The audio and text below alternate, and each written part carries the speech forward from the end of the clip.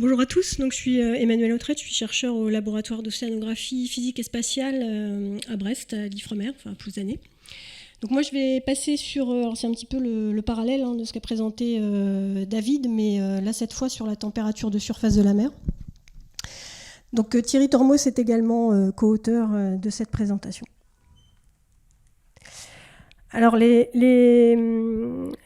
la température de surface de la mer, donc on appelle vraiment très couramment SST pour Sea Surface Temperature, et je vais utiliser l'acronyme tout au long de la présentation, parce que c'est beaucoup plus court. Sa définition, c'est la température de la surface de la mer dans les premiers mètres de la couche superficielle. Donc c'est assez vague finalement, donc on peut la mesurer avec des instruments in situ ou par télédétection.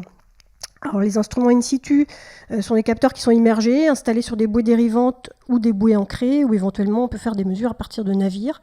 Ce sont des mesures généralement ponctuelles, instantanées ou moyennées sur quelques minutes, avec des précisions de quelques centièmes à quelques dixièmes. Et les profondeurs de ces mesures se situent à peu près entre 30 cm et quelques mètres. Par télédétection, donc on utilise des capteurs qui s'appellent des radiomètres, dont a déjà parlé David, qui sont des instruments passifs, donc embarqués sur des satellites soit géostationnaires, c'est-à-dire qui se situent tout le temps au-dessus du même point sur la surface de la Terre, ou bien des satellites défilants. Il y a deux types d'instruments, deux familles, on va dire, les instruments infrarouges et les instruments qui travaillent dans des longueurs d'onde proches du micro-ondes, donc je vais en reparler un petit peu plus tard. Donc en fait le principe, c'est quelque chose qui est un peu plus simple que la couleur de l'eau, enfin que toutes les variables dérivées de ce qui peut être mesuré dans le visible. Ici, le rayonnement qui est émis par la surface est fonction de sa température, et donc on retombe sur la loi du corps noir. Je vais partir dans cette présentation, je vais un petit peu partir du large et puis des produits classiques opérationnels qu'on trouve, qui sont un peu sur étagère depuis une quarantaine d'années pour aller vers le littoral et ce qui nous intéresse particulièrement aujourd'hui. Donc sur des données de satellites de température de surface de la mer, on a des produits avec des résolutions spatiales de l'ordre du kilomètre à 25 km. Donc depuis les années 80. Les températures de surface sont estimées par des algorithmes empiriques, puisque ce n'est pas la SST elle-même qu'on calcule, mais il faut aussi faire une correction atmosphérique, un petit peu comme pour la couleur de l'eau. Les précisions sont variables selon les instruments. Ça peut être quelques dixièmes de degré, on peut aller jusqu'au degré. Et la profondeur de mesure, c'est vraiment la pellicule de surface, et je vais y revenir. Alors je pense que ce schéma, il est important à avoir en tête quand on utilise des observations. Alors je vais prendre le temps de le décrire le plus précisément possible. Donc si on s'intéresse à la partie de gauche, on est dans des conditions de nuit avec un vent assez fort. Ici, on voit, il s'agit d'une anomalie entre la température à 10 mètres. Donc la température à 10 mètres, donc c'est les étoiles bleues. Donc c'est 0 puisque c'est une anomalie. Et puis plus on monte vers la surface, là, plus on voit que dans ces conditions de nuit avec fort vent, à 1 mètre, on a des chances de retrouver la même température qu'à 10. Et puis plus on s'approche de la surface et de la pellicule de surface, plus on voit qu'il peut y avoir un écart de quelques dixièmes de degrés. Maintenant, si on s'intéresse à la partie de l'image qui est à droite, ici on est dans des conditions de jour, avec un vent faible, et donc potentiellement un réchauffement qu'on appelle le réchauffement diurne, réchauffement par le soleil.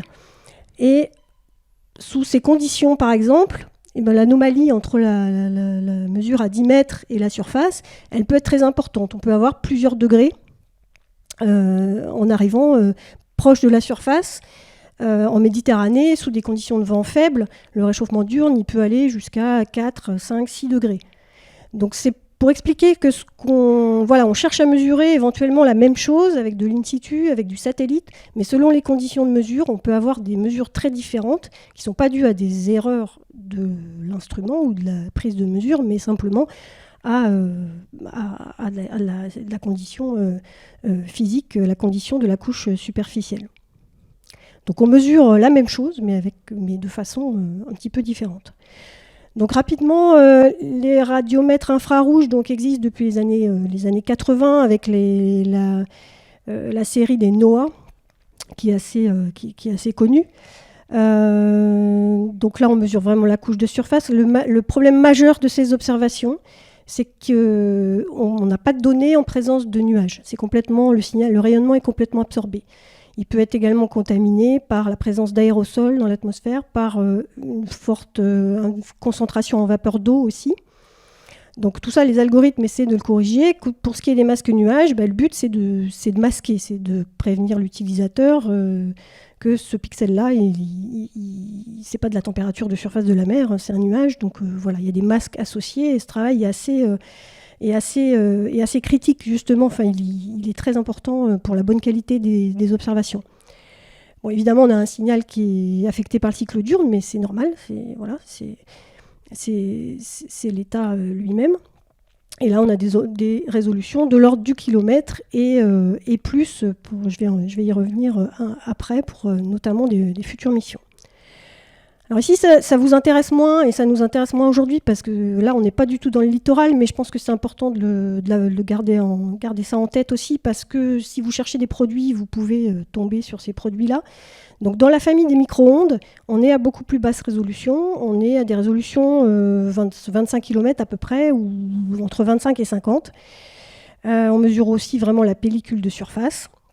Et là, on ne peut pas s'approcher, parce que les pixels sont pollués par les côtes, on ne peut pas s'approcher à moins de 75-100 km des côtes. Alors, si vous cherchez des produits satellites, ça c'est vrai pour la couleur, c'est vrai pour la température, c'est vrai aussi pour les autres produits. Il y a des appellations par niveau. Ce qui va nous intéresser ici, ce qui va vous intéresser, vous, c'est surtout les niveaux 2 et 3, c'est-à-dire ce qui concerne la variable géophysique, donc la température ou la donnée de chlorophylle ou la donnée de MES. Ça, c'est la donnée sous la trace du satellite. En niveau 3, c'est agrégé quotidiennement, par exemple, ou agrégé dans l'espace. Et le niveau 4, il est interpolé, c'est le niveau qui est le plus utilisé. Généralement, alors ça dépend évidemment des applications. Ici, on voit un exemple de niveau 2, c'est-à-dire de deux instruments différents. Les mesures sont simultanées puisque les deux sont sur le même satellite. Donc à gauche, l'infrarouge, vous voyez ici dans le Gulfstream des fronts qui sont très marqués, des structures très fines, et puis à droite, l'instrument plus basse résolution qui ne montre pas tous ces détails. Et en termes de structure, d'intensité des fronts, on le voit sur la section aussi, où en noir, on a la haute résolution avec des fronts très très marqués sur des distances très très courtes, qui ne sont pas vues par la basse résolution. Donc ici, c'est juste pour illustration, un exemple de produit journalier de type L3. C'est ce que vous pouvez trouver. Donc les trous, soit le satellite n'est pas passé, soit en bas, par exemple, ce sont des zones qui étaient nuageuses. Là je passe, c'est le même genre. Pour la même journée, on a comme ça entre 6 et 10 produits L3, par exemple, au niveau global. Ensuite, on passe au niveau L3 multicapteur et niveau 4, c'est-à-dire interpolé. Donc ça, c'est les produits vraiment les plus utilisés et à partir desquels on peut faire du suivi temporel. Et puis, vous avez des exemples d'illustrations. Je vous invite à aller voir les deux adresses qui sont mentionnées ici. Alors maintenant, quand on va vers le littoral, on cherche à avoir de la plus haute résolution que le kilomètre, bien qu'il soit utilisé également quand on n'a pas mieux de toute façon. Vous avez deux missions qui existent depuis Landsat, c'est depuis 1984, EcoStress, c'est depuis 2018, c'est une mission un peu d'opportunité sur la station spatiale, c'est une mission de la NASA. Malgré tout, il n'y a pas de produit de SST pour ces missions, c'est des missions qui sont dédiées à l'observation surtout terrestre. Il n'y a pas d'observation dédiée, il n'y a pas de produit de niveau 2 classique sur étagère. Il y en a depuis 1 an et demi pour Landsat, mais avec des biais importants, etc. Là, un algorithme qui n'est pas adapté. Et puis, il y a surtout des futures missions. Donc, la future mission Trishna, qui va être lancée en 2026, et deux autres missions, une américaine et une européenne. Donc Trishna, je pense qu'on en reparlera demain. Ça va échantillonner les zones sur la Terre et puis les zones côtières dans une bande de 100 km avec une résolution spatiale de 60 mètres. Donc dans le thermique et également dans le visible. On ne connaît pas encore très bien les performances dans le visible, mais on espère pouvoir au moins échantillonner, fournir par exemple notamment la turbidité. Ici, on voit un exemple, donc résolution de 60 mètres à gauche et une résolution d'1 kilomètre à droite sur la côte, ici c'est en Galice. Donc, pour les perspectives, là, je ne vais pas inciter parce qu'évidemment, je pense qu'il y a beaucoup d'entre vous qui savent bien sûr ce qu'on pourra faire avec ce type de mesure, sachant que par rapport à du Landsat, qui a un échantillonnage temporel de l'ordre de 15 jours, ici, on va atteindre des échantillonnages de l'ordre de 2 à 3 jours. Donc pour l'étude de la qualité des eaux, la surveillance d'activités industrielles et la meilleure caractérisation de panache de rivières, la fourniture aussi de données de très haute résolution pour la validation de modèles avec des résolutions croissantes. Malgré tout, il y a des challenges pour retrouver de la température à cette résolution-là et avec une haute qualité. Donc dans les algorithmes, on est en côtier, c'est complexe, que ce soit la côte, la haute variabilité de l'atmosphère et puis et de l'eau elle-même. On a des besoins en calibration, en validation qui sont nouveaux potentiellement par rapport aux produits kilométriques par exemple. Donc en attendant Trishna, on travaille avec les missions qui existent et qui sont assez peu exploitées. En tout cas pour ce qui est de la température de surface. Alors sans doute à cause des performances radiométriques qui ne sont pas extraordinaires jusqu'à présent, et puis à cause surtout de la revisite temporelle qui est assez faible. Donc il y a Territormos notamment, donc, dans le parallèle de la couleur de l'eau, qui produit également de la température de surface avec un algorithme qu'on appelle monocanal sur l'archive Landsat. Et donc c'est distribué par Theia. Et puis, dans le cadre de la future mission Trishna, donc pour l'instant, ça c'est pas encore sur étagère, c'est pas encore disponible, mais ça le sera sans doute à la fin de l'année. Donc, on travaille également sur les zones côtières en utilisant les missions existantes avec des algorithmes assez classiques en SST pour fournir de la donnée de SST notamment sur la zone qui est montrée ici. Et on travaille aussi avec nos collègues de Nouméa et de Tahiti pour produire également ces données sur certains lagons. Voilà, je vous remercie.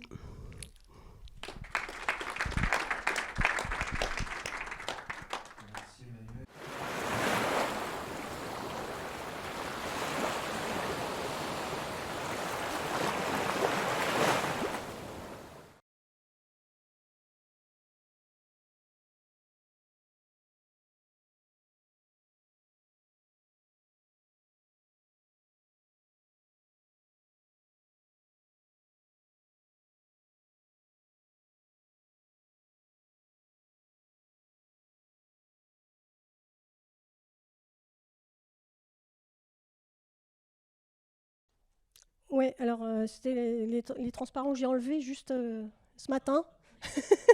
Mais, alors le GRIST, je l'ai cité, bon, c'est en fait, puisque tu en parles, donc c'est Group for High Resolution Sea Surface Temperature, c'est un groupe international qui réunit les experts, les producteurs et les utilisateurs de SST. Ce groupe, il existe depuis 25 ans.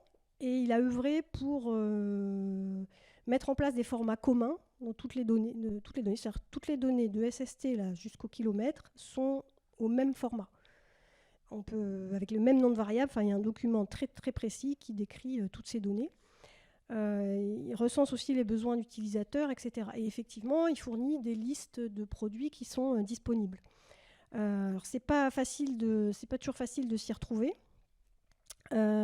Alors la différence, donc voilà, je pense que donc, tu utilises le produit du JPL qui s'appelle MUR, c'est ça, c'est du produit au kilomètre. Donc ça, on est dans le niveau 4, donc c'est un produit interpolé qui utilise plusieurs échelles, c'est-à-dire qu'il va utiliser du micro-ondes, des infrarouges, et puis c'est classé par échelle, il ajoute de la résolution au fur et à mesure, et quand elle est disponible. Alors, ce qui fait une hétérogénéité un petit peu dans la résolution du produit, parce que quand il y a de la donnée à 1 kilomètre, Bah là, on va s'approcher effectivement des quelques kilomètres au niveau de résolution effective, même si c'est interpolé.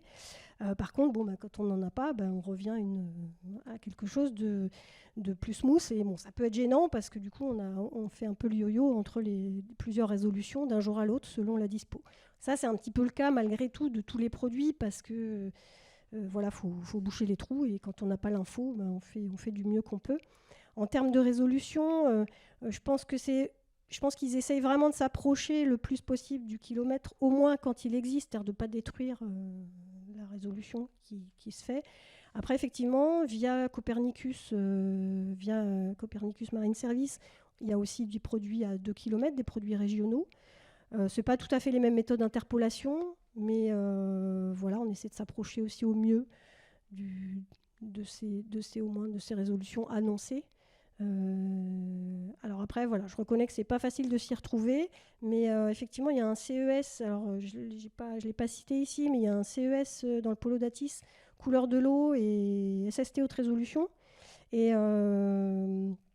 mais il ne faut pas hésiter à nous contacter ou à contacter voilà, les personnes qui sont mentionnées dans les présentations pour demander des informations, parce que c'est pas toujours facile. On a essayé de faire de quel SST j'ai besoin et de faire un fléchage, mais c'est pas, voilà, c'est pas évident, ça dépend des applications, il ne faut pas hésiter à demander.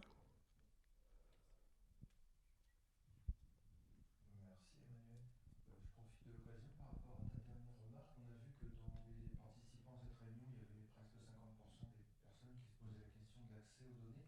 Et tu as parlé de figures de synthèse un peu pour les nuls, retrouver où. Enfin, une proposition, si vous avez ce genre de schéma, ce serait peut-être intéressant de les partager au minimum de cette communauté. Pourquoi pas? Ça peut faire partie des idées ou des choses à creuser, justement. On a déjà quelques contacts, on a vu qu'on pouvait vous contacter pour des questions plus ou moins précises. Mais c'est vrai que si on peut avoir des choses comme ça, le chemin à parcourir pour avoir accès à telle ou telle donnée, je pense que ça pourrait être intéressant aussi. Oui, bah, moi j'attends aussi de ce genre de remarques de votre part et ce genre de questions. C'est voilà, moi mon application c'est ça, les données je les trouve pas ou je sais pas lire du NetCDF, je sais pas ce que c'est ou voilà, j'ai qu'un tableur ou je veux juste une image. Enfin et ça on n'est pas parfois un peu éloigné en fait des utilisateurs finaux. Et c'est important justement au niveau bah, déjà au niveau local. Bon, je pense que c'est le rôle aussi du Polo Datis, c'est aussi de recenser les besoins et puis de s'adapter.